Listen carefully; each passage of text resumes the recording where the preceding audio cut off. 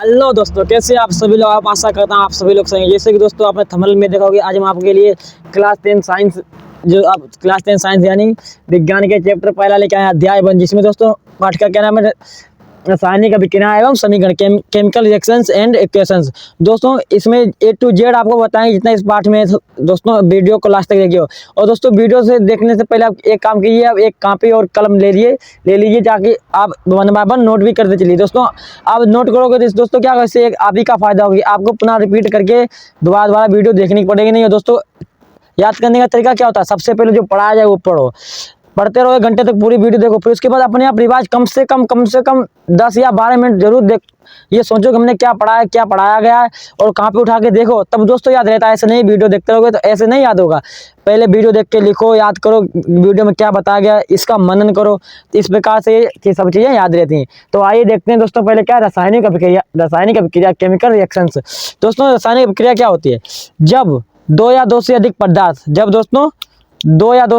आपस में मिलकर एक नए गुणधर्म वाले पदार्थ का निर्माण करते हैं। कौन से दोस्तों, एक नए गुणधर्म वाले पदार्थ का निर्माण करते हैं। तो दोस्तों ये अभिक्रिया रासायनिक अभिक्रिया कहलाते हैं। जैसे कि दोस्तों लिखा गया है, जब दो या दो से अधिक पदार्थ आपस में मिलकर एक नए गुणधर्म वाले पदार्थ का निर्माण करते हैं, ये अभिक्रिया रासायनिक अभिक्रिया कहलाती है। दोस्तों जैसे दोस्तों जेड क्या होता है, जिंक। दोस्तों इसी प्रकार H2SO4 सल्फ्यूरिक अम्ल। दोस्तों ये और ये पदार्थ देखिए, ये पदार्थ दोस्तों इनकी क्या हुई, अभिक्रिया हुई। दोस्तों इधर क्या बना, दोस्तों इधर जिंक सल्फेट यानी ZnSO4। तो दोस्तों देखो ये दो पदार्थ मिलकर इन्होंने क्या बनाया, एक नया गुणधर्म वाला पदार्थ बनाया। दोस्तों जो इस पदार्थ का गुणधर्म है वो इस पदार्थ का गुणधर्म नहीं होगा, इसका अलग होगा, ये अलग होगा। दोस्तों क्यों, देखो दोस्तों ये क्या था, ये अम्ल था। दोस्तों ये क्या था, अम्ल, यानी स्वाद में कैसा, खट्टा। दोस्तों ये अम्ल नहीं बना। और दोस्तों इसके साथ क्या निकलेगा, हाइड्रोजन गैस मुक्त होगी। तो आइए दोस्तों आपके समझ में आया होगा कि रासायनिक अभिक्रिया क्या होती है। अब आइए दोस्तों देखते हैं अभिकारक, रिएक्टेंट। दोस्तों क्या देखते हैं, रिएक्टेंट। दोस्तों अभिकारक क्या होते हैं, ऐसे पदार्थ जो अभिक्रिया में भाग लेते हैं अभिकारक कहलाते हैं। अब दोस्तों को ऐसे पदार्थ जो अभिक्रिया में भाग लेते हैं अभिकारक कहलाते हैं। टेंशन नहीं लेने का, अभी तुम्हें समझाएंगे। दोस्तों जो ये पदार्थ हैं, दोस्तों ये क्या है, दोस्तों पदार्थ जो क्या है अभिक्रिया में भाग ले रहे, जो अभिक्रिया में दोस्तों क्या है भाग ले रहे हैं, तो दोस्तों ये क्या कहलाएंगे, अभिकारक। क्या दोस्तों कहलाएंगे, अभिकारक। ऐसे पदार्थ जो अभिक्रिया में भाग लेते हैं क्या कहलाते हैं दोस्तों, अभिकारक। दोस्तों इसी प्रकार क्या, उत्पाद, प्रोडक्ट। ऐसे पदार्थ जो रासायनिक अभिक्रिया के संपूर्ण होने पर बनते हैं उत्पाद कहते हैं, या उत्पाद कहलाते हैं, उत्पाद कहते हैं। दोस्तों जो क्या है, ऐसे पदार्थ जो रासायनिक अभिक्रिया के संपूर्ण होने के बाद बनते हैं। जैसे दोस्तों ये दोस्तों पदार्थ हैं, ये रासायनिक अभिक्रिया के संपूर्ण होने के बाद बने, तो ये क्या कहलाएंगे, ये कहलाएंगे दोस्तों उत्पाद। ये दोस्तों क्या कहलाएंगे, उत्पाद। आई होप दोस्तों आपको ये अच्छी तरीके से समझ में आया होगा। दोस्तों आप क्या कर रहे हो, 1 बाय 1 स्क्रीनशॉट भी लेते चलो। अगर आप रजाई में लेटे हुए देख रहे हो या फिर आप ऐसे पढ़ के देख रहे हो, जिस प्रकार से देख रहे हो, आइए आप इसका स्क्रीनशॉट लीजिए। अब आगे देखते हैं रासायनिक अभिक्रिया की पहचान। आइए दोस्तों अब देखते हैं क्या रासायनिक अभिक्रिया की पहचान। दोस्तों कैसे पहचान कर सकते हैं रासायनिक अभिक्रिया की, यहाँ पे रासायनिक अभिक्रिया हो रही है। आइडेंटिफिकेशन ऑफ केमिकल रिएक्शंस, दोस्तों इसे इंग्लिश में कहते हैं रासायनिक अभिक्रिया की पहचान। दोस्तों सबसे नंबर पहली पहचान क्या है, अवस्था में परिवर्तन। फिर दोस्तों ये भी, अगर किसी पदार्थ की अवस्था में परिवर्तन होगा तो पहचान लेंगे इसमें क्या हुई है, रासायनिक अभिक्रिया। जैसे दोस्तों जो तरल पदार्थ यानी पानी से बर्फ बनना, ये दोस्तों क्या है, रासायनिक। तो ये क्या है दोस्तों, ये एक परिवर्तन है, ये परिवर्तन है दोस्तों, ये क्या है, ये रासायनिक अभिक्रिया है। कैसे दोस्तों, अवस्था में परिवर्तन कब होगा दोस्तों, जब कोई चीज ठोस से क्या बने, द्रव बने, या द्रव से क्या बने, ठोस बने, यानी सॉलिड अवस्था से किस अवस्था में जाए, लिक्विड अवस्था में, या लिक्विड अवस्था से किस अवस्था में जाए, सॉलिड अवस्था में। तो दोस्तों ये क्या होगा, तो दोस्तों ये होगा अवस्था में परिवर्तन। अब दोस्तों उस हिसाब से आइए देखते हैं ताप में परिवर्तन। दोस्तों किसमें परिवर्तन, ताप में परिवर्तन। दोस्तों ऐसी बहुत सी अभिक्रिया होती है जिसमें किसका परिवर्तन होता है, ताप में, जिसमें हीट निकलती है यानी जिसमें ऊष्मा निकलती है। तो दोस्तों वो कहते क्या होता है, ताप में परिवर्तन। जैसे दोस्तों ताप में परिवर्तन, कभी दोस्तों आपने चूना देखा, वही चूना जिससे घरों में क्या करते हैं, पुताई। तो दोस्तों जब उसे घोलते हैं किसी पात्र में घोलते हैं, पात्र बर्तन या ड्रम में घोला जाता है दोस्तों, उससे क्या निकलती है? हीट। दोस्तों तो उससे हीट निकले तो समझो उससे हीट निकले तो उसमें दोस्तों क्या हो रहा है? उसमें रासायनिक अभिक्रिया हो रही है। दोस्तों चौथा हमारा गैस का निकलना। दोस्तों जब रासायनिक अभिक्रिया होती है तो क्या होता है? गैस भी निकलती है। तो आइए दोस्तों गैस का निकलना एक प्रयोग के द्वारा आपको बता दें गैस कैसे कैसे निकलती है। दोस्तों इसमें क्या है? एक गिलास पानी। अब इसमें दोस्तों हम क्या मिलाएंगे? इनो। दोस्तों ये इनो अब दोस्तों इसमें हमने मिलाया। अब दोस्तों इसमें मिलाया। दोस्तों इसमें क्या हुआ? ये बुलबुले छूटे। दोस्तों क्या छूटे? बुलबुले। तो इसमें दोस्तों ये बुलबुले छूटे, इनमें से क्या निकल रही है? गैस। दोस्तों इसे वेस्ट नहीं करेंगे, इसे खराब नहीं करेंगे, इसे पी जाते हैं। अगर आपको पीना तो बता कमेंट करना।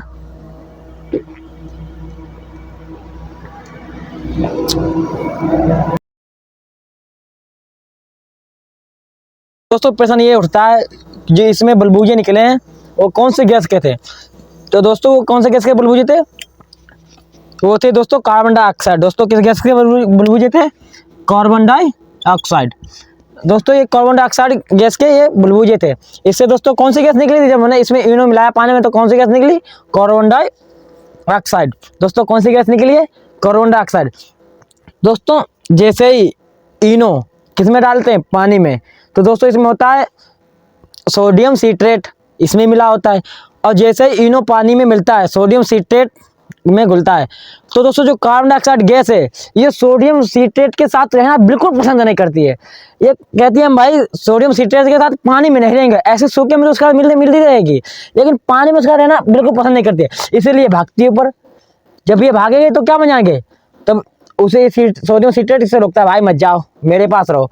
तो इसके जब इसे भागती है उसे रोकती है तो किस रूप में निकलती है? बुलबुले के रूप में। इसलिए दोस्तों डायरेक्ट नहीं दिखाई पड़ती यहाँ ये गैस उड़ती हुई जा रही है, इसलिए बुलबुले के रूप में यानी बुलबुलों के रूप में गैस निकलती है। तो आई होप दोस्तों आपको खूब अच्छी तरीके से समझ में आएगा। दोस्तों क्या है दोस्तों? रंग में परिवर्तन। दोस्तों रंग में परिवर्तन कभी कभी आपने देखा होगा कि कभी कभी भैया दूज पे या रक्षाबंधन पे अक्सर क्या करती हैं हमारी दीदियाँ? क्या करती हैं? भाई साहब थोड़ी हल्दी ली और चूना मांगा, उसमें चूना मिला दिया। जब दोस्तों हल्दी में चूना मिलाते हैं तो क्या होता है? उसके रंग में परिवर्तन होता है। दोस्तों कैसा रंग होता है? आप कमेंट करके बताना उसका रंग कैसा होता है। वो दोस्तों रंग में परिवर्तन होता है। अब दोस्तों इसी प्रकार से तापीय परिवर्तन आपको बता दिया, अवस्था में परिवर्तन बता दिया। आइए दोस्तों अब आगे देखते हैं। आइए दोस्तों अब देखते हैं रासायनिक समीकरण, केमिकल इक्वेशंस। दोस्तों रासायनिक समीकरण क्या होता है? दोस्तों रासायनिक समीकरण किसी रासायनिक अभिक्रिया में भाग लेने वाले दोस्तों किसी रासायनिक अभिक्रिया में भाग लेने वाले अभिकारकों तथा अभिक्रिया के फलस्वरूप प्राप्त होने वाले उत्पादों को उनके प्रतीकों के सूत्रों द्वारा लिखना रासायनिक समीकरण कहलाता है। नहीं समझ में आया? कह रहे हो सर जी बहुत जल्दी जल्दी बोल जाते इसलिए समझ में नहीं आया। नहीं समझ रहे कोई बात नहीं, हम हैं किस लिए? आपको समझाने के लिए, इसीलिए हमारे हाथ में तीन ये है मार्कर जिससे आप समझ जाओगे। देखो दोस्तों किसी रासायनिक अभिक्रिया में भाग लेने वाले, दोस्तों क्या है? किसी रासायनिक अभिक्रिया में भाग लेने वाले अभिकारकों तथा अभिक्रिया के फलस्वरूप प्राप्त होने वाले उत्पादों, अभिक्रिया के फलस्वरूप प्राप्त होने वाले उत्पादों को उनके प्रतीकों व सूत्रों द्वारा प्रदर्शित करना रासायनिक समीकरण कहते हैं। नहीं समझे दोस्तों? अब समझो। जैसे दोस्तों यहाँ पे क्या है? मैग्नीशियम है दोस्तों अगर आपने 1 से 30 तक के तत्व पढ़े हैं तो आपको पता है मैग्नीशियम से किस प्रतीक द्वारा लिखते हैं। उसके बाद दोस्तों क्या है? ऑक्सीजन है। दोस्तों ये दोनों मिले इन्होंने क्या बनाया? Magnesium oxide. दोस्तों अब क्या करते हैं? आइए देखो दोस्तों मैग्नीशियम क्या होता है? Mg। दोस्तों क्या होता है magnesium? Mg plus oxygen O2। दोनों ने ये दोनों दोस्तों मिलकर क्या बनाया? MgO। दोस्तों इसी को क्या कहते हैं? रासायनिक समीकरण। दोस्तों इसे बैलेंस कर देते हैं, बैलेंस हो गया। दोस्तों इसी को क्या कहते हैं? इसी को कहते हैं रासायनिक समीकरण। देखो अभिक्रिया में भाग लेने वाले अभिकारकों तथा अभिक्रिया से प्राप्त होने वाले उत्पादों को उनके क्या है? प्रतीकों। देखो दोस्तों प्रतीकों से लिखा है मैग्नीशियम का Mg, ऑक्सीजन का O2, और बाद दोस्तों मैग्नीशियम ऑक्साइड बना है MgO। दोस्तों उनके प्रतीकों या सूत्रों द्वारा निरूपित करना या लिखना रासायनिक समीकरण कहलाता है। दोस्तों अभी भी नहीं समझे तो एक उदाहरण और देखिए। हम दोस्तों लेते हैं सोडियम क्लोराइड। क्या लेते हैं दोस्तों? Sodium chloride. नहीं दोस्तों सोडियम क्लोराइड नहीं, क्या लेंगे? सोडियम हाइड्रोक्साइड लेते हैं। दोस्तों क्या लेते हैं? Sodium hydroxide.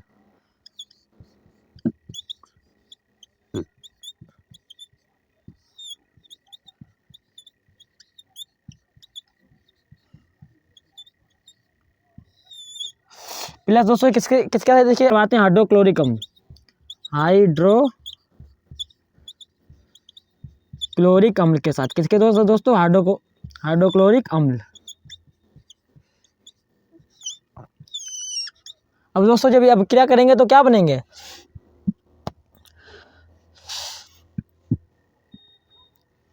दोस्तों जब ये अभिक्रिया बनेगा तो क्या बनेंगे, सोडियम क्लोराइड। दोस्तों क्या बनेगा, सोडियम क्लोराइड।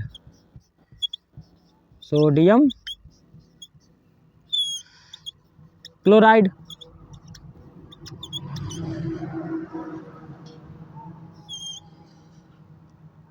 प्लस जल। दोस्तों क्या निकलेगा, प्लस जल। और आप कहोगे ऐसे लिखते हैं दोस्तों, इसी को किस में लिखें, इनके पृथ्वी को या इनके सूत्रों के द्वारा लिखें। तो ये चीज़ क्या कहलाती है, रासायनिक समीकरण कहलाता है। दोस्तों सोडियम हाइड्रोक्साइड क्या होता है, NaOH, sodium hydroxide plus hydrochloric अम्ल HCl। दोस्तों इन्होंने क्या मिलकर बनाया, सोडियम क्लोराइड NaCl, और प्लस क्या बनाया, जल। दोस्तों जल का सूत्र क्या था, H2O। तो दोस्तों यही चीज़ क्या कहलाती है, रासायनिक समीकरण। दोस्तों ये क्या होते हैं, ये इसे देखते हैं दोस्तों, ये क्या होते हैं, अभिकारक। दोस्तों ये अभिकारक ही हैं, ये दोस्तों क्या है, अभिकारक। और दोस्तों ये क्या है, उत्पाद। उस प्रकार दोस्तों ये अभिकारक होंगे, ये उत्पाद होंगे, ये अभिकारक होंगे, ये उत्पाद होंगे। तो दोस्तों किसी रासायनिक अभिक्रिया में भाग लेने वाले अभिकारकों तथा अभिक्रिया के फलस्वरूप प्राप्त होने वाले उत्पादों को उनके प्रतीकों व सूत्रों द्वारा लिखना रासायनिक समीकरण कहलाता है। आयोग दोस्तों आपको रासायनिक समीकरण अच्छे से समझ में आया होगा। अब आइए दोस्तों आगे देखते हैं। आइए दोस्तों अब देखते हैं संतुलित रासायनिक समीकरण। दोस्तों संतुलित रासायनिक समीकरण, दोस्तों संतुलित रासायनिक समीकरण क्या होता है, रासायनिक अभिक्रिया में भाग लेने वाले, दोस्तों रासायनिक अभिक्रिया में भाग लेने वाले अभिकारक तथा अभिकारक एवं उत्पाद तत्वों के परमाणु की संख्या क्या हो, समान है। दोस्तों जो रासायनिक अभिक्रिया में भाग लेते हैं अभिकारक और जो इनसे प्राप्त होते हैं उत्पाद, इन दोनों में ये क्या है, तत्व, इन तत्वों के परमाणु की संख्या क्या हो, समान हो। किसकी दोस्तों संख्या समान हो, परमाणुओं की संख्या क्या हो, समान हो। तो संतुलित रासायनिक समीकरण उसे कहते हैं। जैसे दोस्तों ये समीकरण आपके पास, ये जो आपको दिख रहा है स्क्रीन पे यानी बोर्ड पे दिख रहा है, ये भी संतुलित नहीं है।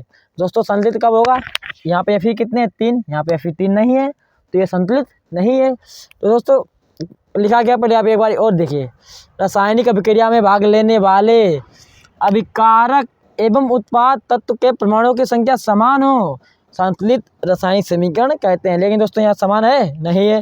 दोस्तों समान करने के लिए क्या करना पड़ेगा, दोस्तों आइए एक तरीका बताते हैं जिससे कि आप रासायनिक समीकरण संतुलित करना सीखेंगे। अगर दोस्तों आप रासायनिक समीकरण को संतुलित करना सीख गए, संतुलित कर दिया करेंगे, हाँ सर ये संतुलित नहीं है, देखते हैं बता देंगे कि संतुलित कैसे होगा, कितने से गुणा करेंगे। दोस्तों सबसे पहले टर्म है Fe वाला, ये इसे दोस्तों अलग लिख लो। Fe दोस्तों कितने हैं, 1। दोस्तों Fe कितने हैं, 1। और इसके बाद दोस्तों देखते हैं H2O, दोस्तों इसे अलग लिखो। H दोस्तों कितने हैं, 2। दोस्तों ऑक्सीजन नहीं, दोस्तों दो हैं दोस्तों, ऑक्सीजन कितना है, 1। उसी प्रकार दोस्तों इस वाले टर्म को लिखो, इसमें दोस्तों Fe कितने हैं, 3। और दोस्तों इसमें ऑक्सीजन कितने हैं, 4। तो Fe 3 दोस्तों, Fe कितने हैं, 3, ऑक्सीजन दोस्तों 4। अब दोस्तों हाइड्रोजन कितने यहाँ पे हैं, 2। ऐसे नहीं 2 लिखें दोस्तों, हाइड्रोजन कितने यहाँ पे, 2। अभी दोस्तों यहाँ पे आपको साफ नहीं दिख रहा होगा दोस्तों, इसे साइड में लिख लेते हैं। चलो दोस्तों तो इसे कहाँ पे लिख लेते हैं, चलो यहाँ पे लिख लेते हैं दोस्तों, इसे साइड में।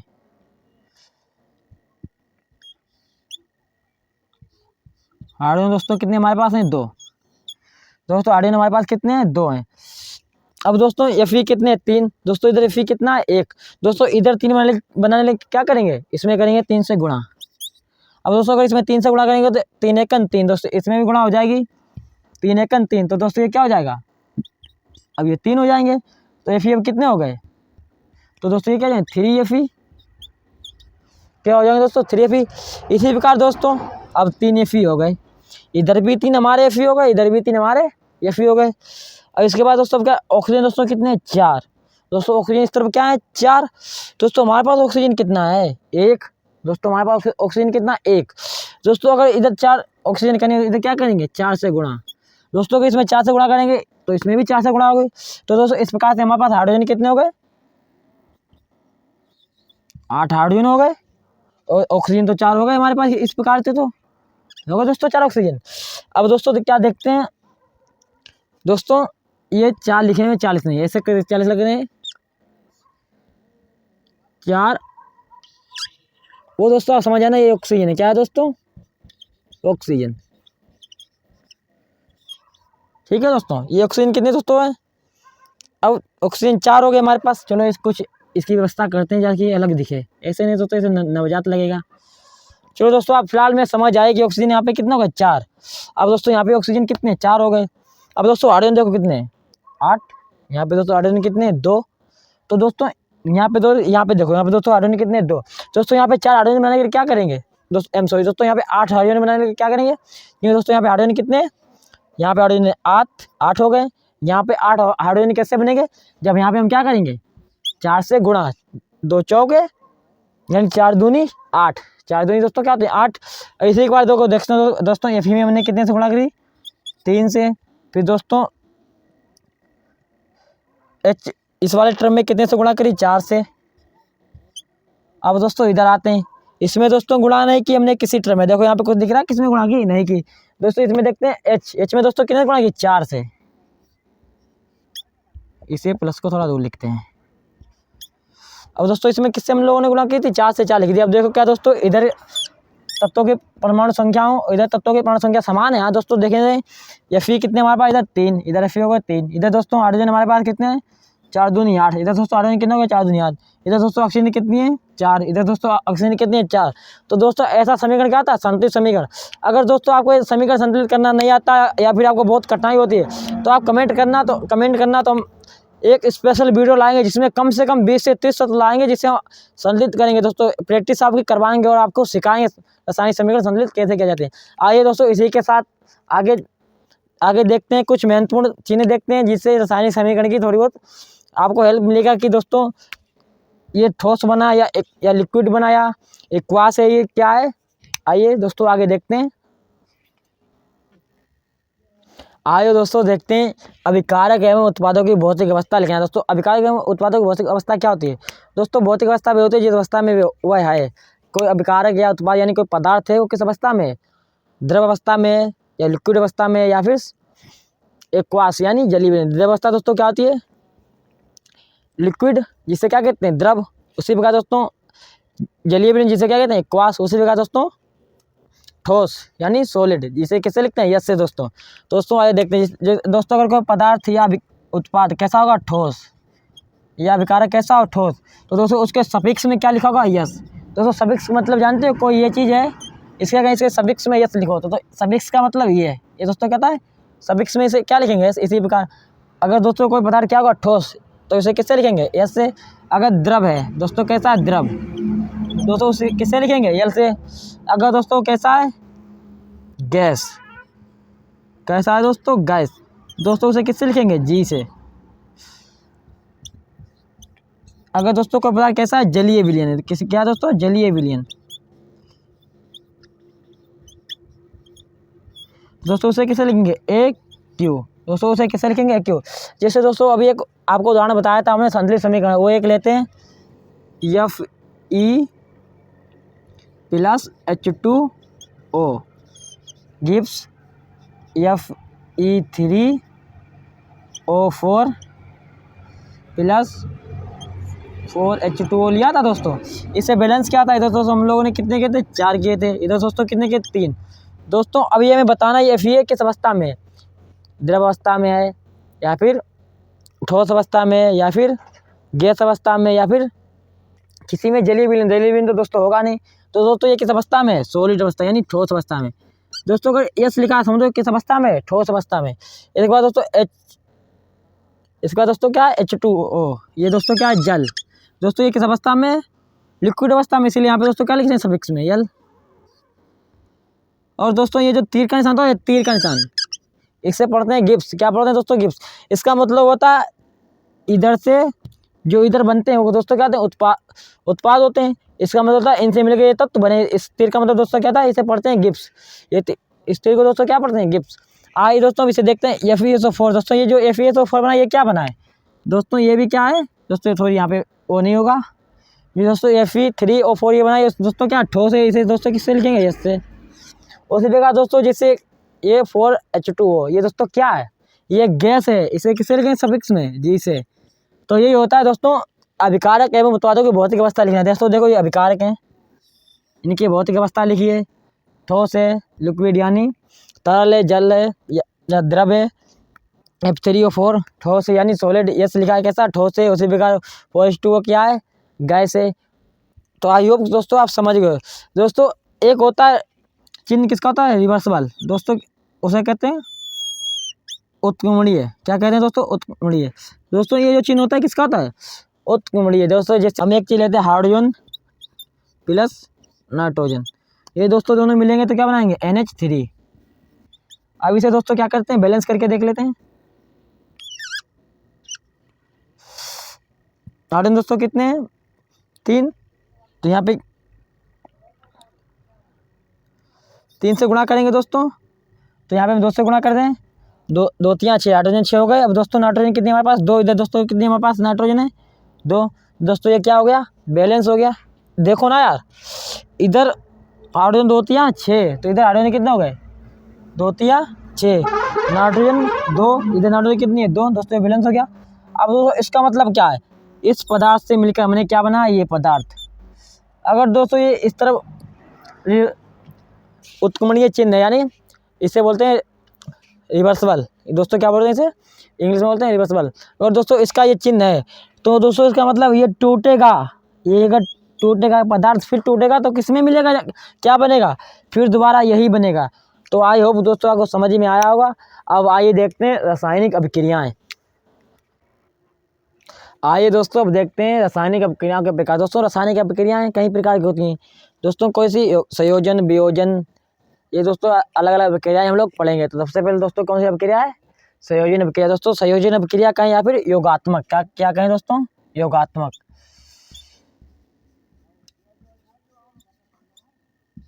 संयोजन अभिक्रिया या योगात्मक अभिक्रिया, कॉम्बिनेशन रिएक्शंस। दोस्तों ये क्या होता है, वह रासायनिक अभिक्रिया जिसमें 2 या 2 से अधिक अभिकारक मिलकर, वह रासायनिक अभिक्रिया जिसमें 2 या 2 से अधिक अभिकारक मिलकर एकल उत्पाद का निर्माण करते हैं। किसका दोस्तों, एकल पदार्थ का निर्माण करते हैं, संयोजन अभिक्रिया कहलाती है।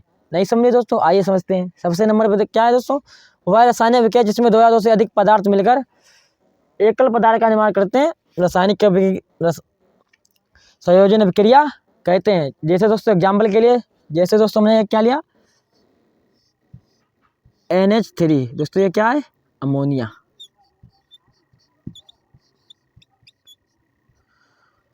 अमोनिया क्या है दोस्तों, अमोनिया। फिर दोस्तों यहाँ पे क्या लिया, HCl। इसे दोस्तों आप परिचित हैं, क्या, हाइड्रोक्लोरिक अम्ल,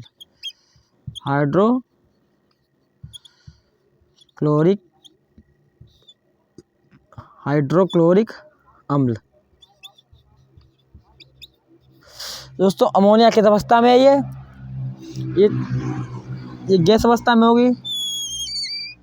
अब दोस्तों इसे लिखते हैं, जब इसे लिखें, जब इसकी दोस्तों अभिक्रिया, दोस्तों एक ये पदार्थ अभिकारक है और ये अभिकारक है। ये 2 या 2 से अधिक अभिकारक मिलकर किसका दोस्तों, एकल पदार्थ का निर्माण करते हैं। दोस्तों इसमें क्या होगा, सिर्फ एक ही पदार्थ बनेगा, इसके अलावा कोई दूसरा पदार्थ नहीं बनेगा। जैसे दोस्तों क्या बनेगा, NH4Cl। ये दोस्तों क्या बना है, अमोनियम क्लोराइड।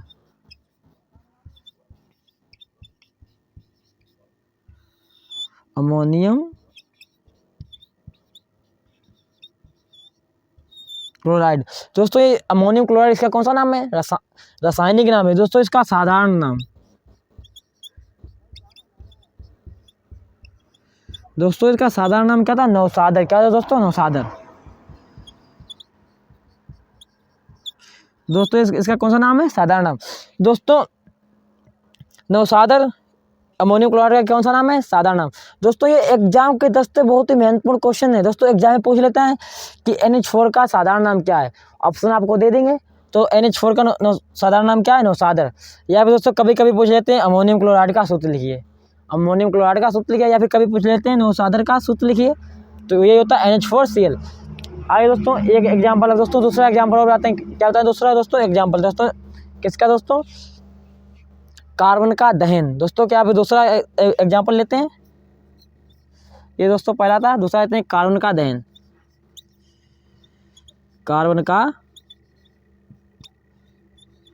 दहन,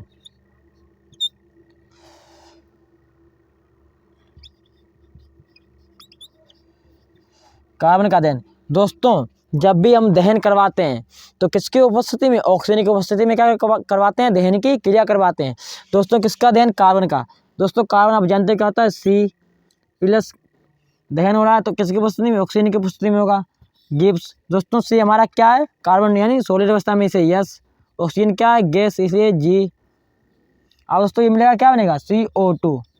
तो ये दोस्तों क्या मिल के बना, CO2। ये कैसे है दोस्तों, ये गैस है। अब देखो दोस्तों एक ये अभिकारक मिलकर क्या बनाया, एकल उत्पाद। तो ऐसी अभिक्रियाएं दोस्तों कौन सी अभिक्रियाएं होती हैं, ऐसी दोस्तों अभिक्रियाएं होती हैं संयोजन अभिक्रियाएं या फिर योगात्मक अभिक्रियाएं।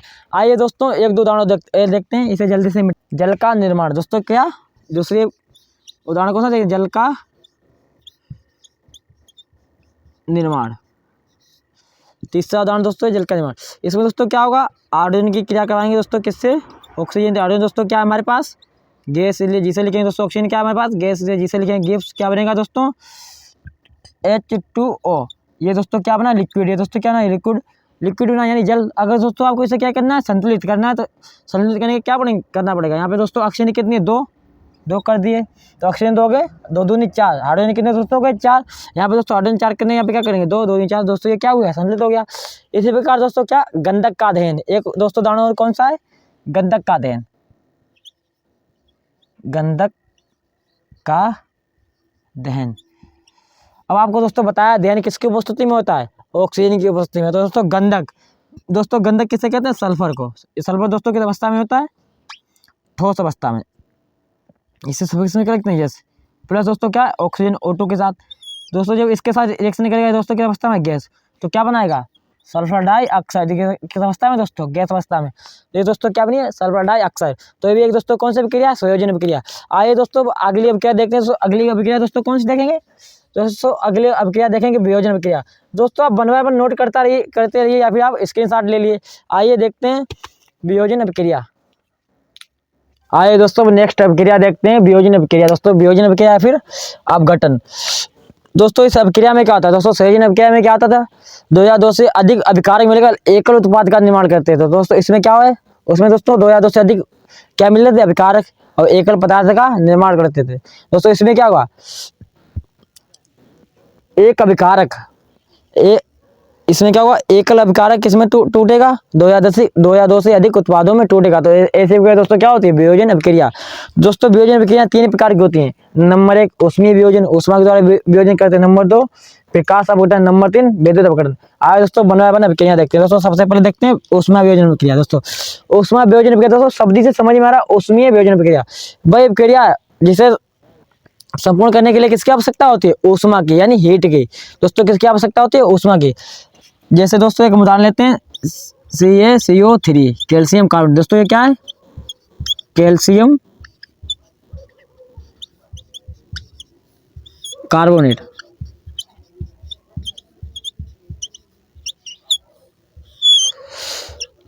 Calcium carbonate.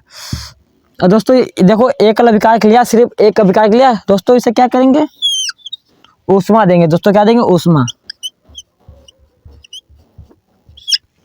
दोस्तों अगर ये चिन्ह बनाओगे डेल्टा वाला चिन्ह, दोस्तों ये कौन सा होता है, डेल्टा चिन्ह। इसका मतलब क्या होता है कि अभिक्रिया क्या हम दे रहे हैं, हीट। लेकिन दोस्तों यहाँ पे क्या दे रहे हैं, ऊष्मा। हीट मतलब ऊष्मा वही दे रहे हैं। दोस्तों इसका मतलब क्या हो रहा है, अभिक्रिया इसमें क्या हो रहा है, इसमें अभिक्रिया गर्म हो रही है। लेकिन इसमें ये नहीं पता चलता है गर्म किसके द्वारा हो रही है, ऊष्मा के द्वारा या फिर विद्युत के द्वारा या फिर प्रकाश के द्वारा। इसीलिए इसका उपयोग नहीं किया है। इसलिए इसमें डायरेक्ट क्या लिखा दिया हम लोगों ने, हमने क्या लिखा इसमें, डायरेक्ट ऊष्मा। दोस्तों जब इसका क्या करेंगे, अपघटन होगा, तो क्या होगा, 2 या 2 से अधिक उत्पादों में बनाता है। दोस्तों क्या CaO। दोस्तों ये क्या है, सॉलिड है। किस अवस्था में दोस्तों, ये सॉलिड अवस्था यानी ठोस अवस्था में, CaO। ये दोस्तों किस में बनेगा, सॉलिड में। प्लस दोस्तों क्या बचा, एक दोस्तों C बचा, और दोस्तों क्या बचा, 2 O बचे, CO2। दोस्तों ये बना, ये हमारा क्या बना है, कैल्शियम ऑक्साइड। दोस्तों ये हमारा क्या बना है, कैल्शियम ऑक्साइड। ये दोस्तों इससे तो आप परिचित है खूब अच्छी तरीके से, कार्बन डाइऑक्साइड।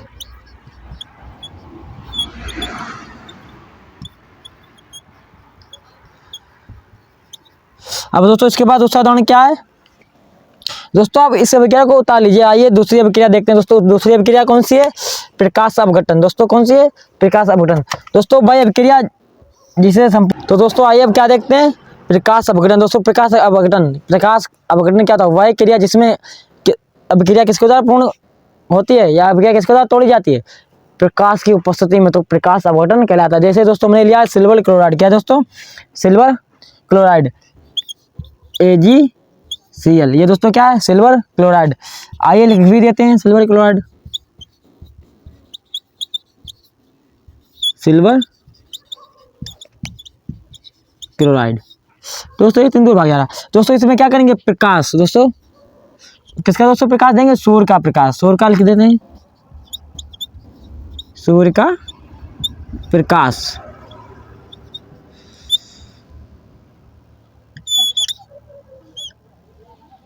सूर्य का प्रकाश। जब दोस्तों सूर्य का प्रकाश देंगे तो क्या होगा, Ag अलग टूटेगा प्लस Cl2 अलग। ये दोस्तों ये Cl2 क्या है, क्लोरीन। दोस्तों क्या है, क्लोरीन। Ag इसी से आप जानते हो दोस्तों क्या है, सिल्वर। अब दोस्तों इसे बैलेंस कर लो, यहाँ पे 2 है तो यहाँ पे 2 कर दो, 2 Cl हो गए। यहाँ पे Ag 1 है तो यहाँ पे 2 कर दो। तो ये दोस्तों बैलेंस है क्या। अभी दोस्तों क्या देखते हैं, विद्युत अपघटन। दोस्तों विद्युत अपघटन, आप पहले ये 2 अभिक्रियाएं उतार लीजिए। अब विद्युत अपघटन क्या था, वह रासायनिक अभिक्रिया जिसमें क्या प्रवाद करते हैं, विद्युत प्रवाद करते हैं, तो कौन से होते हैं, विद्युत अपघटन कहलाता है। जैसे दोस्तों विद्युत अपघटन करें तो दोस्तों हम लेते हैं H2O जल का विद्युत अपघटन। दोस्तों ऐसा क्या करेंगे, इसे तो विद्युत अपघटन।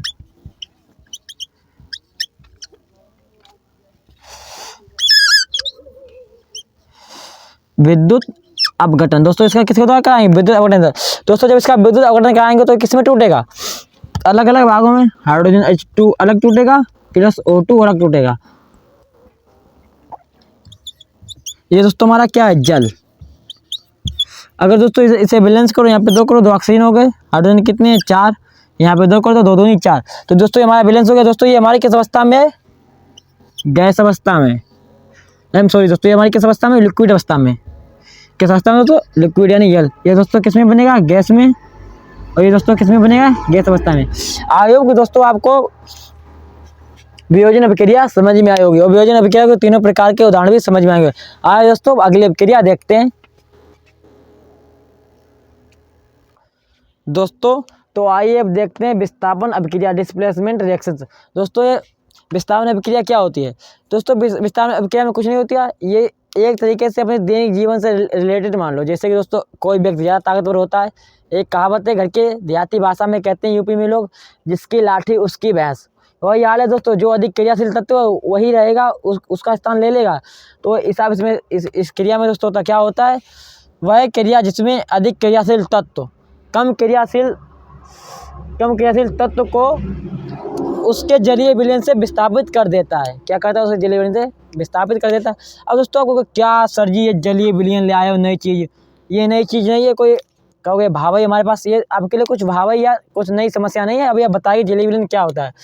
पहले आप ये समझिए कि वह क्रिया जिसमें अधिक क्रियाशील तत्व कम क्रियाशील तत्व को उसके जलीय विलयन से विस्थापित कर देता है, विस्थापन अभिक्रिया कहलाती है। अगर दोस्तों आपने सक्रियता श्रेणी नहीं पढ़ी है तो कमेंट करना, एक स्पेशल वीडियो बनाएंगे सक्रियता श्रेणी के ऊपर, जिससे आपको बता दें कौन सा तत्व अधिक क्रियाशील है, कौन सा कम क्रियाशील तत्व है। तो आइए दोस्तों पहले क्या लेते हैं, जलीय विलयन। जलीय विलयन दोस्तों कैसे क्या लेते हैं, CuSO4। दोस्तों ये क्या होता है, कॉपर सल्फेट।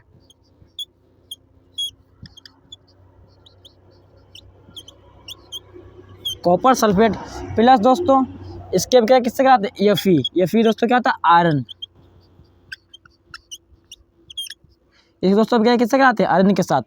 दोस्तों जब इसकी क्रिया आयरन के साथ कराएंगे दोस्तों ये किस अवस्था में, जलीय विलयन। और दोस्तों हमने आपको बताया जलीय विलयन से किससे लिखते हैं, AQ से। और दोस्तों Fe किस अवस्था में, ये ठोस अवस्था में, इसीलिए इसे किससे लिखने हैं, S से। अब दोस्तों जब इसकी क्रिया होगी तो दोस्तों क्या होगा, ये बार बार गलत बन जाता है यहाँ पर। जब इसकी क्रिया होगी दोस्तों क्या बनेगा, FeSO4। जो दोस्तों FeSO4 बनेगा, ये क्या बनेगा, आयरन सल्फेट। या इसे क्या, आयरन नहीं दोस्तों, इसे क्या कहेंगे, फेरस सल्फेट। क्या कहेंगे दोस्तों, फेरस सल्फेट।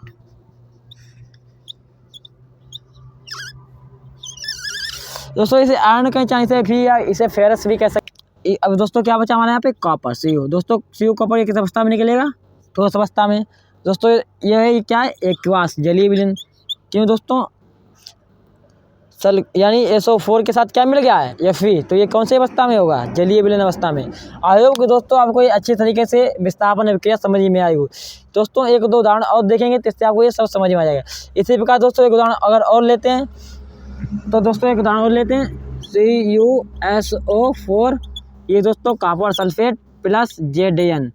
ये दोस्तों इससे आप परिचित हैं, ये क्या है, जिंक। जब इसकी क्रिया करवाएंगे तो क्या बनेगा, ZnSO4। दोस्तों ये जिंक किस अवस्था में, सॉलिड अवस्था में, इसे लिख दो, इसे एक्वास लिख दो। ये दोस्तों किस अवस्था में बनेगा, एक्वास अवस्था में। दोस्तों क्या निकल जाएगा बाहर, Cu कॉपर। किस अवस्था में दोस्तों, ठोस अवस्था में। अब दोस्तों ये इससे, ये जिंक है, इससे क्यों हटा रही है कॉपर को, या फिर Fe कॉपर को क्यों हटा रही है दोस्तों, ये सक्रियता श्रेणी के अनुसार इनकी क्रियाशीलता अधिक है, किसकी अपेक्षा, कॉपर की अपेक्षा, इसीलिए इसे जलीय विलीन से विस्थापित कर देंगे। तो आई होप दोस्तों आपको ये समझ में आया होगा। तो आप इसका स्क्रीनशॉट ले लीजिए। अब आगे चलते हैं, द्विविस्थापन अभिक्रिया देखते हैं। आइए दोस्तों अब क्या देखते हैं, द्विविस्थापन अभिक्रिया, डुअल डिस्प्लेसमेंट रिएक्शंस। दोस्तों कौन सी, डुअल डिस्प्लेसमेंट रिएक्शंस, द्विविस्थापन अभिक्रिया। दोस्तों नाम ही से समझ रहा है, द्विविस्थापन। दोस्तों इसमें क्या होगा, दो चीज़ों का क्या होगा, विस्थापन, वो भी दोस्तों क्या होगा, परस्पर होगा। आइए देखते हैं इसकी डिफिनेशन क्या होती है। वह रासायनिक अभिक्रिया जिसमें अभिकारकों के बीच, वही रासायनिक अभिक्रिया जिसमें अभिकारकों के बीच आयनों का आदान प्रदान होता है, द्विविस्थापन अभिक्रिया कहते हैं। दोस्तों अब आपको समझ में ऐसे नहीं आ रहा होगा, सिर्फ आप पहली बात इसकी परिभाषा याद कीजिए। अभी आपको एक उदाहरण दे रहे हैं, जिससे आपको अच्छी तरीके से समझ में आएगा। जैसे दोस्तों लेते हैं Na2SO4, ये दोस्तों क्या, सोडियम सल्फेट, सोडियम सल्फेट।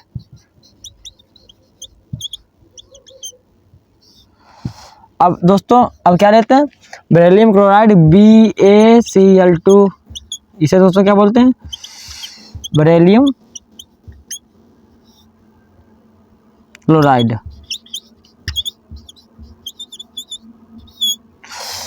अब दोस्तों जब इनकी अभिक्रिया होगी तो दोस्तों क्या बनेगा, परस्पर इनके बीच क्या होगा, आयनों का आदान प्रदान। दोस्तों इनके बीच आयनों का आदान प्रदान होगा तो पहले क्या बनेगा दोस्तों, ये इसकी जगह पे आएंगे, ये इसकी जगह पे जाएंगे, तो इस तो समझो क्या हो गया, इनके परस्पर आयनों के बीच क्या होगा, आदान प्रदान, BaSO4। दोस्तों ये क्या बनेगा, बेरिलियम सल्फेट। दोस्तों ये किस अवस्था में, एक्वास, AQ यानी जलीय विलीन। ये भी दोस्तों क्या है, AQ यानी जलीय विलीन। दोस्तों ये BaSO4 जो हमारा बना है, ये दोस्तों कैसा है, सॉलिड। कैसा है दोस्तों, ठोस। अब दोस्तों देखो क्या बना है, इसे लिख देते हैं बेरिलियम सल्फेट। अब दोस्तों हमारा क्या बचा है, 2 N बचे हैं, 2 Cl बचे हैं, तो लिख देते हैं NaCl बनेगा, NaCl। तो 2 यहाँ पे कर दिए दोस्तों, तो 2 N हो गए, 2 Cl हो गए, NaCl। दोस्तों ये कैसा होता है, ये होता है जलीय विलीन, ये कहता है तो एक्वास। तो आई होप दोस्तों कि आपको द्विविस्थापन अभिक्रिया सही से समझ में आई होगी।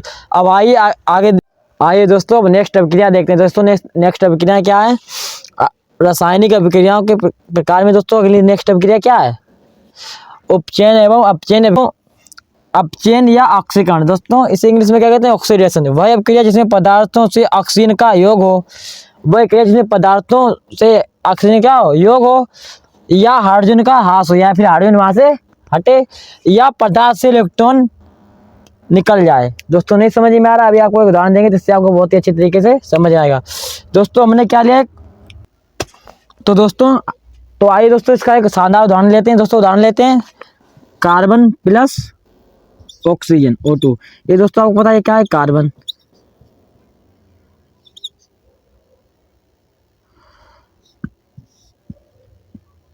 प्लस ऑक्सीजन, इसका दोस्तों क्या होगा तापन।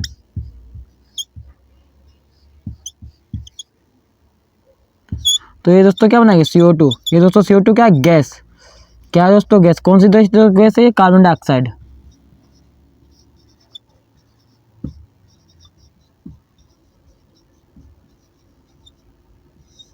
दोस्तों कार्बन ये कैसा है ठोस है, ये O2 कैसी है दोस्तों गैस है। दोस्तों ये क्या होती है देखो इसमें दोस्तों किसका योग हो रहा है हाइड्रोजन का योग। तो ये दोस्तों कौन सी अभिक्रिया है, ये दोस्तों एक योगात्मक अभिक्रिया का भी उदाहरण है। और कौन सी अभिक्रिया के उदाहरण है, ये उपचयन अभिक्रिया का भी उदाहरण है। दोस्तों एक ट्रिक देखो, आपको किसी ट्रिक बताते आप कभी जिंदगी में नहीं भूलेंगे कि इसमें उपचयन हो रहा है यानी इसका ऑक्सीकरण हो रहा है। दोस्तों ऑक्सीडेशन, दोस्तों क्या है ऑक्सीडेशन, यहाँ की समझो ओ, समझो ऑक्सीकरण, इंग्लिश में से कैसे लिखना ऑक्सीडेशन। तो दोस्तों ऑक्सीडेशन में क्या होगा ऑक्सीजन का योग होगा, यहाँ से ओ उठाओ और समझो ये इतना उठा ले तो क्या आएगा ओ, जिसमें ऑक्सीजन का योग हो वो क्या आता है उसमें ऑक्सीकरण होता है, तो उसे क्या कहते हैं उपचयन। तो ये दोस्तों क्या होता है ऑक्सीडेशन। एक शानदार ट्रिक है जो 5G ट्रिक अभी भी दिमाग में आई है, हमने आपको बताई है। क्या जो दोस्तों ओ जुड़े या ओ मतलब ऑक्सीजन जुड़े तो क्या होगा ऑक्सीडेशन रिएक्शन कहते हैं, या फिर अपचयन या फिर ऑक्सीकरण कहेंगे। तो आई होप कि दोस्तों आपको ऑक्सीकरण अभिक्रिया बहुत ही अच्छी तरीके से समझ में आई होगी। अब आगे देखेंगे अपचयन अभिक्रिया। दोस्तों देखते हैं अपचयन रिडक्शन। दोस्तों ये जस्ट ऑक्सीकरण की जस्ट उल्टी अभिक्रिया। इसमें दोस्तों क्या था ऑक्सीजन का योग होगा और हाइड्रोजन का ह्रास होगा। इसमें दोस्तों क्या होगा हाइड्रोजन का योग होगा और ऑक्सीजन का ह्रास होगा। उसमें दोस्तों क्या होता है इलेक्ट्रॉन निकाले जाते थे, इसमें क्या होगा इलेक्ट्रॉन प्राप्त किए जाएंगे। तो आइए दोस्तों देखते हैं अपचयन अभिक्रिया। वह अभिक्रिया जिसमें हाइड्रोजन का योग होता है और ऑक्सीजन का ह्रास हो या इलेक्ट्रॉन प्राप्त हो तो कौन सी अभिक्रिया होती है अपचयन अभिक्रिया कहलाती है होती है। जैसे दोस्तों उदाहरण के लिए एक लेते हैं CuO कॉपर ऑक्साइड। दोस्तों ये क्या है कॉपर ऑक्साइड।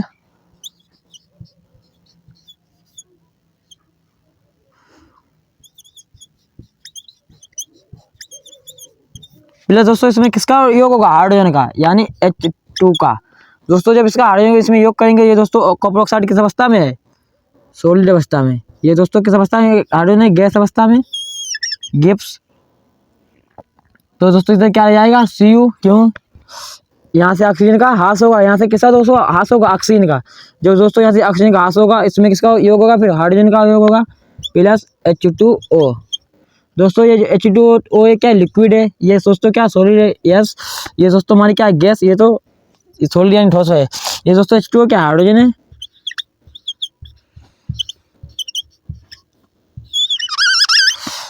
ये कॉपर है, आपको जानते हो इसके बारे में परिचित हो थोड़ा बहुत। ये क्या है दोस्तों जल है। आयोग दोस्तों आपको अपचयन अभिक्रिया समझ में आई होगी। अब दोस्तों आइए आगे अगली अभिक्रिया देखते हैं। दोस्तों अगली अभिक्रिया क्या है रेडॉक्स अभिक्रिया, जो कि दोस्तों बहुत ही इंपॉर्टेंट अभिक्रिया है। आइए दोस्तों नेक्स्ट अभिक्रिया कौन सी देखते हैं रेडॉक्स अभिक्रिया। दोस्तों रेडॉक्स रिएक्शंस। दोस्तों ये अभिक्रिया क्या है दोस्तों जो अभी आपने पीछे दो अभिक्रिया पढ़ी कौन कौन सी दोस्तों उपचयन और अपचयन ऑक्सीकरण और अपचयन अभिक्रिया। दोस्तों एक ऐसी अभिक्रिया जिसमें ऑक्सीकरण और अपचयन दोनों होंगे। तो ये रासायनिक अभिक्रिया वह अभिक्रिया जिसमें ऑक्सीकरण और अपचयन दोनों होते हैं रेडॉक्स अभिक्रिया कहलाती है। जैसे कि दोस्तों लिखा हुआ है वह रासायनिक अभिक्रिया जिसमें ऑक्सीकरण और अपचयन दोनों रेडॉक्स अभिक्रिया कहलाती है। जैसे दोस्तों एक उदाहरण एक आपको बताएंगे बहुत सरल उदाहरण जिससे कि आपको समझ में आ जाएगा कि ये कौन सी रिएक्शन है। दोस्तों ये कौन सी रिएक्शन है जिससे आपको समझ में आ जाएगा। तो दोस्तों एक सरल सा उदाहरण लेते हैं जिससे कि आपको ये अभिक्रिया सरल से समझ में आएगी।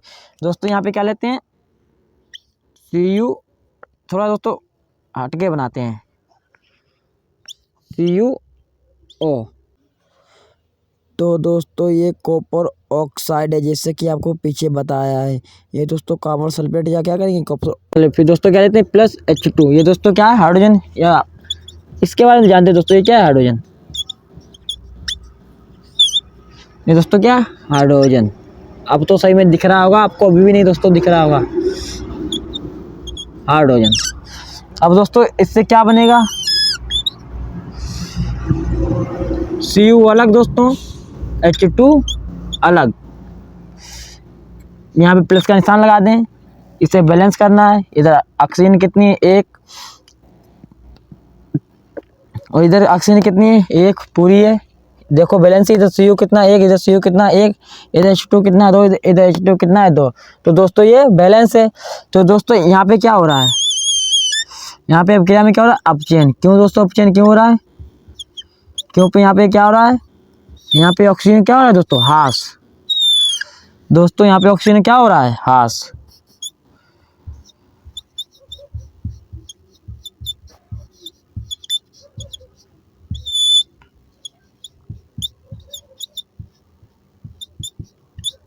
यहाँ पे दोस्तों क्या हो रहा है, ऑक्सीजन का ह्रास। दोस्तों जहाँ पे ऑक्सीजन का ह्रास होता है और हाइड्रोजन का योग होता है, वो कौन सी अभिक्रिया होती है, अपचयन अभिक्रिया। अब दोस्तों यहाँ पे देखते हैं इस वाले में, अब दोस्तों इस वाले में देखते हैं क्या था, ऑक्सीजन का योग हो रहा है। दोस्तों इसमें क्या हो रहा है, ऑक्सीजन का योग। तो दोस्तों ये ऑक्सीजन योग हो रहा है, तो ये कौन सी अभिक्रिया होगी, ऑक्सीकरण। दोस्तों कौन सी अभिक्रिया होगी, ऑक्सीकरण। दोस्तों ये कौन सी अभिक्रिया है, ऑक्सीकरण। देखो दोस्तों अपचयन और ऑक्सीकरण, ये दोस्तों ऑक्सीकरण लिखा है, ऑक्सीजन नहीं लिखा है, फिर ऑक्सीजन समझो। ये दोस्तों क्या लिखा है, ऑक्सीकरण। दोस्तों जिस अभिक्रिया में ऑक्सीकरण और अपचयन दोनों एक साथ होते हैं, तो वो अभिक्रिया दोस्तों कौन सी अभिक्रिया कहलाती है, वह अभिक्रिया रेडॉक्स अभिक्रिया कहलाती है। आयोग दोस्तों आपको रेडॉक्स अभिक्रिया बहुत ही इजी वे में समझ में आ गई होगी। अब आइए देखते हैं नेक्स्ट अभिक्रियाएं। आइए दोस्तों अब अभिक्रियाएं देखते हैं, ऊष्माक्षेपी तथा ऊष्माशोषी अभिक्रियाएं। तो दोस्तों नंबर पर पे क्या देखेंगे, ऊष्माक्षेपी अभिक्रिया। यहाँ पे दोस्तों क्या है, ऊष्माक्षेपी अभिक्रिया।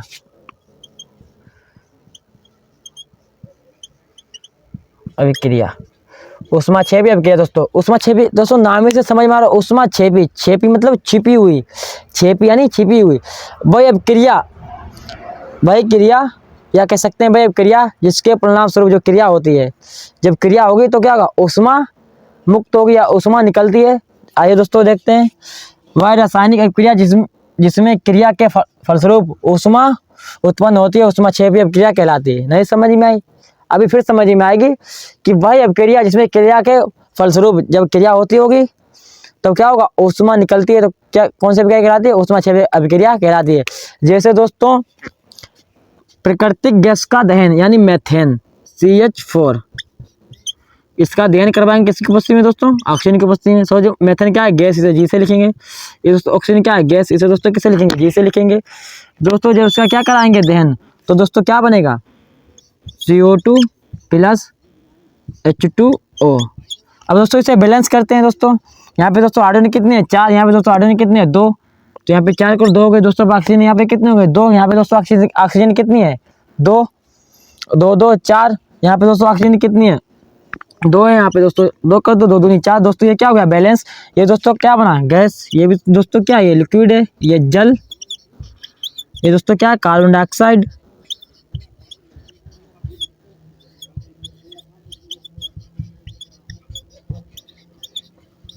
ये दोस्तों क्या है, मेथेन गैस। ये दोस्तों क्या है, मेथेन गैस।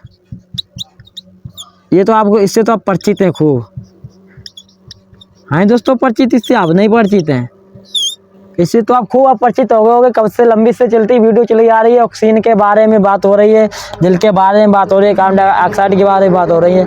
और दोस्तों प्लस इसमें क्या निकलेगी, ऊष्मा निकलेगी। दोस्तों क्या निकलेगी, ऊष्मा, प्लस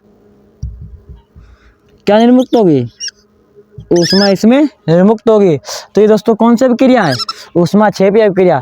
दोस्तों आयोग की दोस्तों आपको ऊष्माक्षेपी अभिक्रिया बहुत ही सरल भाषा में समझ में आई होगी, जिससे कि अब अगली दोस्तों अभिक्रिया क्या देखते हैं, ऊष्माशोषी अभिक्रिया। तो आइए दोस्तों अब इसका स्क्रीनशॉट ले लीजिए। अब नेक्स्ट अभिक्रिया देखते हैं, ऊष्माशोषी अभिक्रिया। अब आइए दोस्तों हम नेक्स्ट अभिक्रिया देखते हैं, ऊष्माशोषी अभिक्रिया। दोस्तों नाम से पता चल रहा है ऊष्माशोषी, यानी ऐसी अभिक्रिया जिसे संपन्न होने के लिए किसकी जरूरत पड़ेगी, ऊष्मा की। तो दोस्तों कौन सी अभिक्रिया होगी, ऊष्माशोषी अभिक्रिया। वह अभिक्रिया जिसमें ऊष्मा का अवशोषण होता है ऊष्मा शोषी अभिक्रिया कहलाती है। दोस्तों क्या होता है, ऊष्मा का शोषण, जिसके लिए क्या चाहिए हमें, ऊष्मा।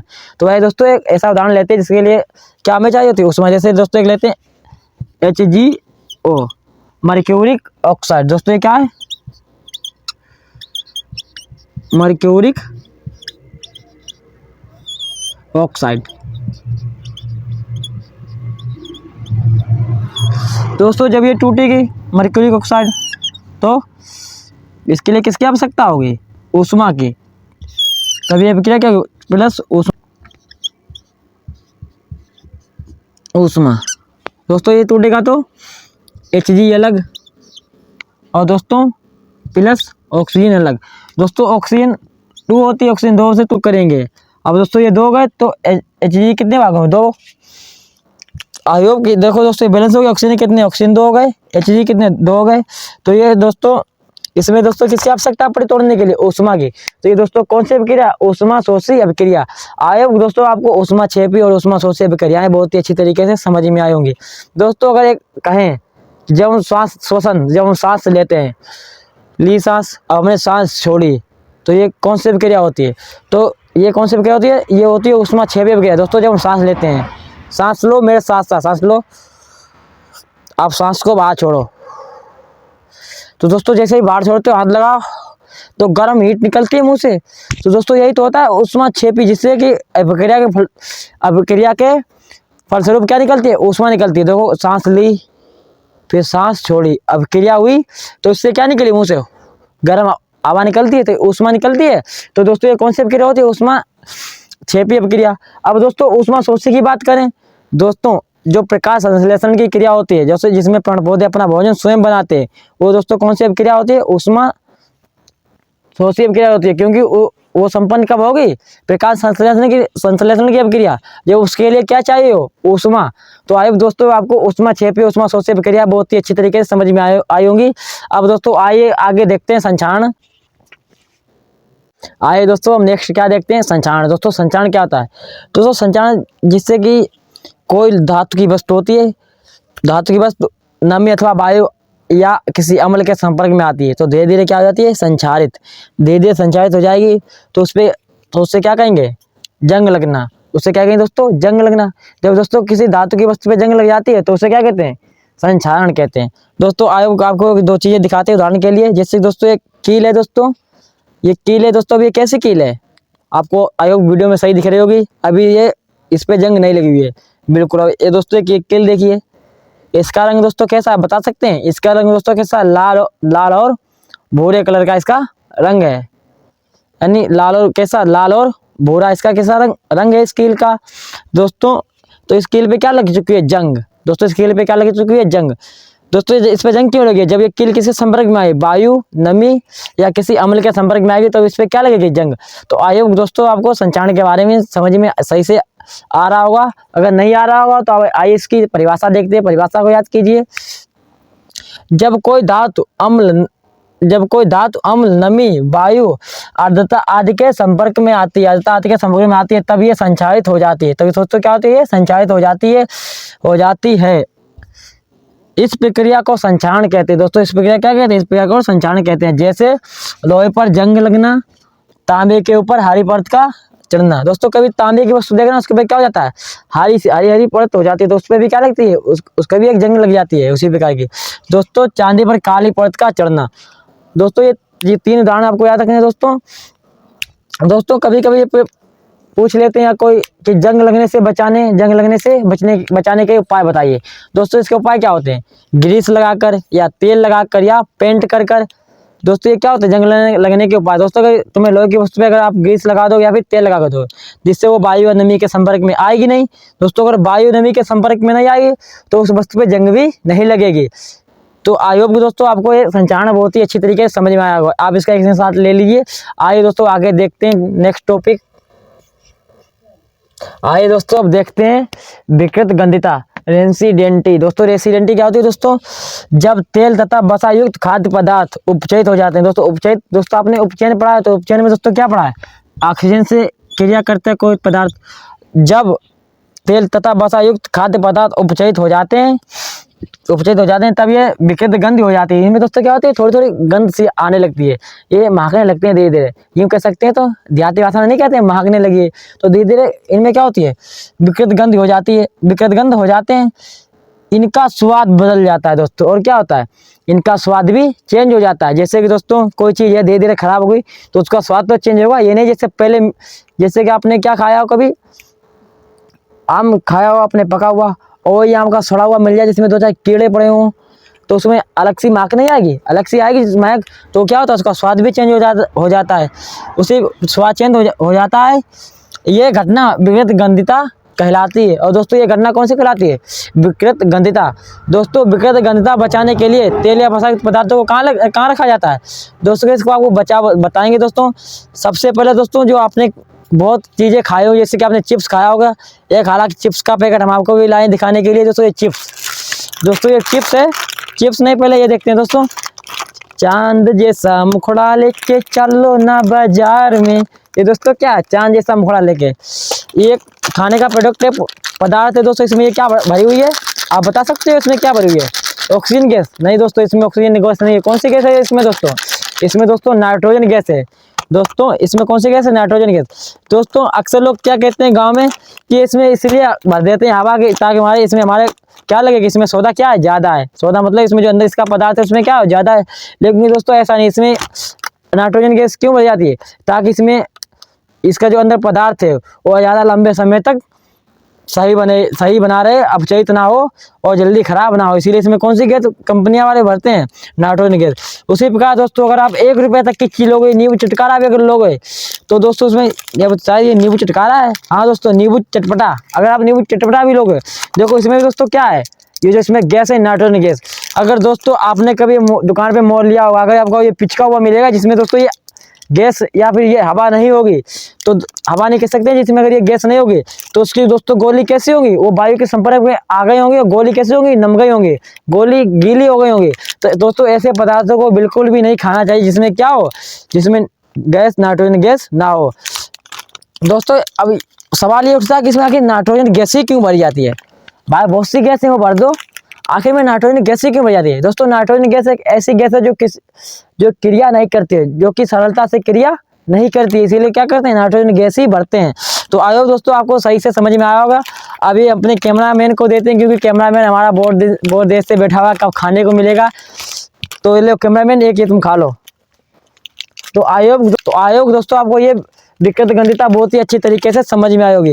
दोस्तों अब नेक्स्ट देखते हैं बचाने के उपाय, विकृत गंधिता से कैसे बच सकते हैं, जल्दी पदार्थ हमारे खराब ना हो।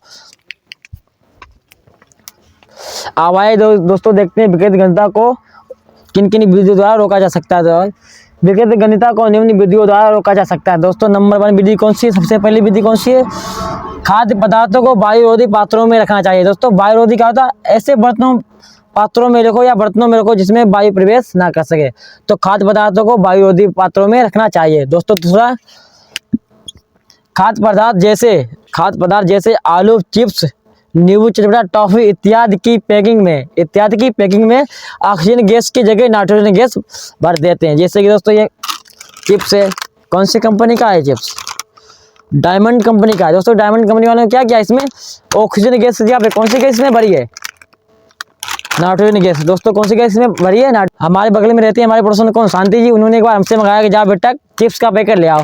हम चिप्स का पैकेट लेके पहुंचे उनके पास, तो उन्होंने पता क्या कहा कि देखो आजकल क्या कंपनियां वाले खूब चूतिया बनाते हैं, यानी बेवकूफ़ बनाते हैं कि इसमें सिर्फ हवा भरी है, चिप्स तो 4 ही निकले हैं। फिर हम मन में कुछ हंसे, हमने कहा अगर कंपनियां वाले इसमें नाइट्रोजन गैस ना भरें, हवा ना भरें, तो खाद्य पदार्थ जल्दी बेकार हो जाएंगे, तो कंपनी वाले को डबल गालियाँ मिलेंगी। ऐसे कंपनी वाले प्रोडक्ट बनाते हैं बहुत जल्दी खराब हो जाते हैं, 1 महीने नहीं चलते हैं।